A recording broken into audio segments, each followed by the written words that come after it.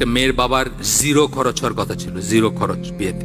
কত কঠিন করে ফেলছি আমরা, জমি জমা বেচা মানুষের খাওয়ায়া, তারপরেও খোটা, তারপরে যতদিন মানে চলতে থাকে এটা। আমাদের সিলেটে তো ইফতারির জন্য জমি বেচে গরিব বাবারা, ইফতারি পাঠানোর জন্য বৎসরে বৎসরে রোজার সময় শ্বশুরবাড়িতে ইফতারি পাঠাইতে হবে, নাইলে মেয়ের ইজ্জত থাকবে না, মেয়েরে খোটা দিবে।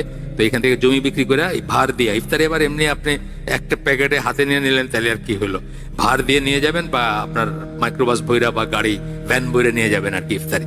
শুধু তাই না, এই যে আম কাঁঠালের দিনে আবার আম কাঁঠাল পাঠাইতে হবে ভ্যান বইরা মেয়ের বাড়িতে।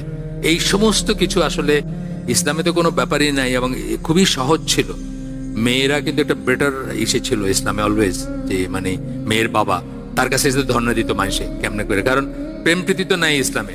এখন কোনো মেয়েরে আপনি ধরেন কোথাও শুনছেন যে এখানে খুব ভালো একটা মেয়ে আছে বা অমুক মেয়েটা খুব ভালো, আপনার মা বলছে, বোন বলছে, আপনার ফার্স্ট করণীয় কি? ওর বাপের কাছে গিয়ে ধর্ণা দেওয়া, কারণ ওয়ালি ছাড়া বিয়ে হবে না ইসলামে। তো ইসলামের বিয়ের সিস্টেম ছিল আলাদা, এখন তো চেঞ্জ হয়ে গেছে।